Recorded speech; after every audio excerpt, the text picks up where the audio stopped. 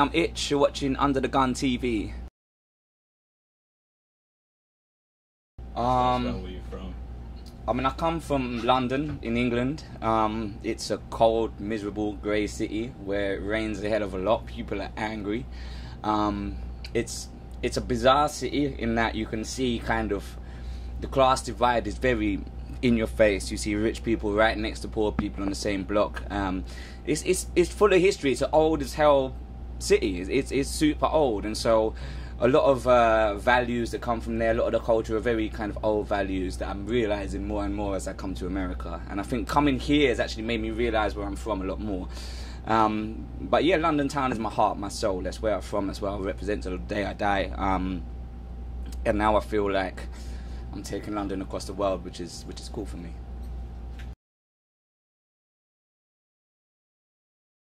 I mean, being an international rapper in America it's one of those things where it has its strengths and weaknesses. Obviously, there are many of us out here doing it, and I guess there's a couple of UK rappers who've had, you know, relative success out here, but I believe their style has been, not dissing them or anything, but their style has been very American. And what I'm trying to do is really show how we take hip hop. I mean, hip hop is relatively new in the UK. We had many years of trying to copy Americans to the point of putting on the accents, and it was truly embarrassing. We just weren't as good at it.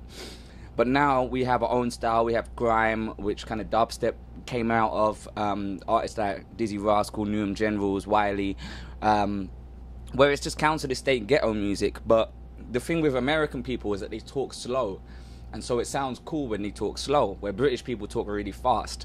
So we can't really go over 90 BPM and have it sound the same. So we generally go over 120 BPM, and that's when it kind of became grime. So out here in America, it's a strength and a weakness in that people definitely aren't used to hearing people spit in with English dialect or with English flow. But at the same time, it's so different to them that it can kind of grab people's ears as well. So I mean, the scene when I was younger, like I say, there was a lot of groups just trying to copy what the American artists at the time were doing, which was really awful. And then we had this new influx coming in. I guess at the same time as kind of the streets happened, we had artists like Skinny Man, like Mud Fam, like Brain Tex coming along and really using the English accent and really taking what made hip-hop special in every other culture, which was people representing where they're from and their own thing and putting across what they're doing. And when that happened, I became very interested in it, and that's when it sort of started to excite me. And now it's evolved into so many different areas that it's you know, it's become part of UK culture in its own right.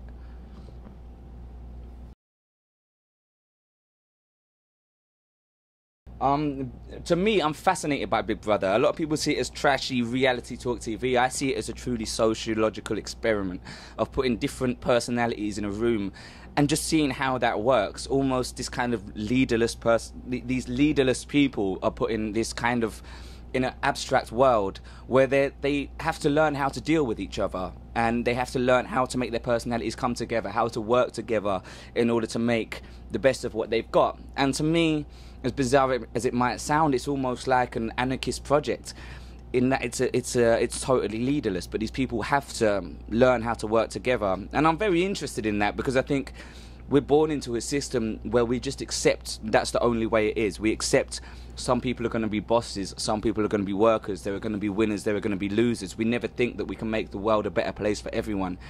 And so I'm always excited by those kind of experiments because I think it does show perhaps that there are other ways that are possible.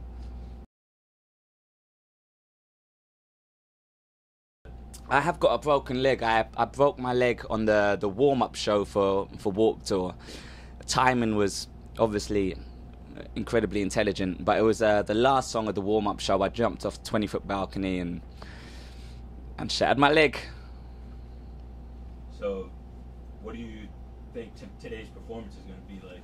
To me, it's really frustrating because I'm sat in a chair looking out. The whole thing that I do to control the room, I'm everywhere. I'm on the stage, I'm off the stage, I'm at the front of the room, the back of the room. That's how I control the room. And so coming on Warped Tour and it being purely about lyrics, how I'm spitting, what I can do with my mouth is pretty amazing for me. And it started off very hard, but I think I know I'm going to come off of it a better rapper for it. And I've learned, we're now halfway through the tour, and I've learned how to do the show comfortably from a wheelchair. And it's been a challenge, but I like challenges, and I like facing the fear, and because I think that improves you as an artist. And you know, I'm on my 4th record deal now. I've been in the game for 12 years. I'm not kind of a totally new kid to it, so all I'm interested in really is making my art better and pushing myself forward, evolving, being humble, learning. And this is kind of a way that I've been forced to learn new skills, which has really been very helpful.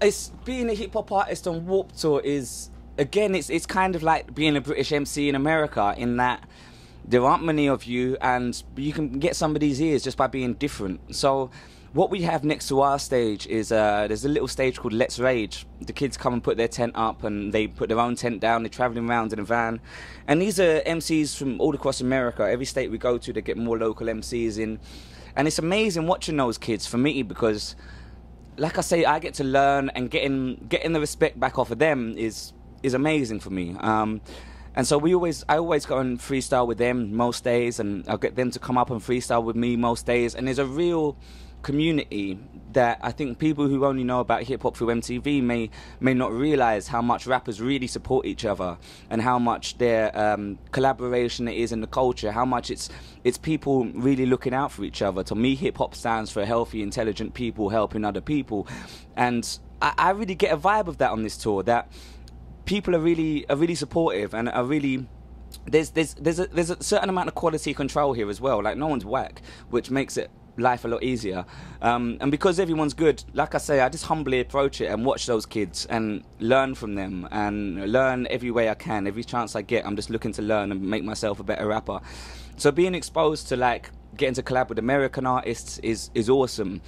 But with my stuff, I often have like rock bands singing the hooks of my songs as well, so it's really cool. I mean, I see that I mix kind of hip hop with punk rock culture as well, and so to bring those two worlds together somewhere like the Warped Tour is kind of a dream come true, and it's amazing to kind of see it actually in action happening, you know.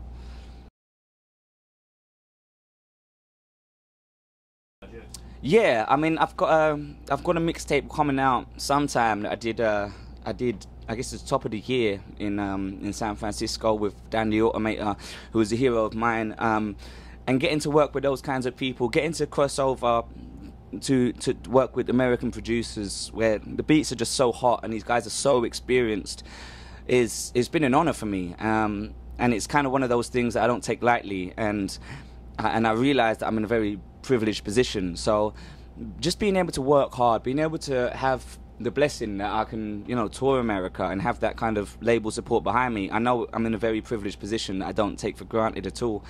So for me, touring America is really a dream. I mean, this is where all my favorite artists come from, and I mean, I'm not just talking hip hop or punk rock. I love Hendrix, I love Miles Davis. I see these people as coming from a long line of rebel music, which is what I associate with myself with. I associate myself far more with Woody Guthrie than I do with The Game, because I feel that he comes from a place of rebellion and a place of true, like, political love and rebellion, which I think is real street music, and that to me is my shit. And so coming to America, as they say, is mind-blowing for me. It's an amazing, massive place, and you realize how big the stakes are, and how many other people there are who want to be in your position doing what you're doing. And so it's really a privilege. And you know, I get to drop my album at the start of next year. I'm super excited about that. That was 2 years working in the process of working, and I think a lot of bands don't have the privilege of being able to be in the studio for 2 years now. It's pretty much put aside for large pop acts and hip hop artists who can maybe break through. And yeah, I just feel very privileged and blessed to be in the position that I'm in, and not taking it for granted at all. So being in America itself is just massive for me. Yo, this is Itch. Thanks very much for watching me on Under the Gun TV.